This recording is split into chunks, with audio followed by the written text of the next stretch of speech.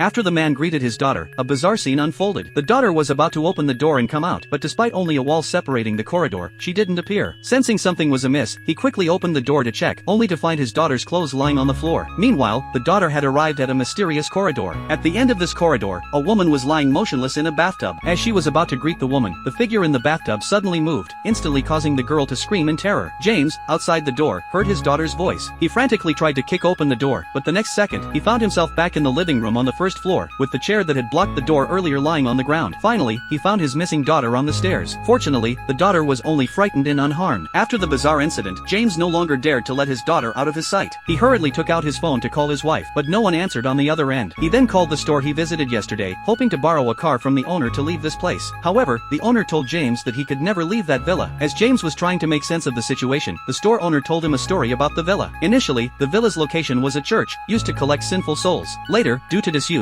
the church was demolished, and someone built this villa on its foundation. Anyone with a sinful past, once they set foot in this villa, would never be able to leave. At first, James didn't believe it, but the next second, an eerie voice came through the phone. Hello? I'm here. I'm always here.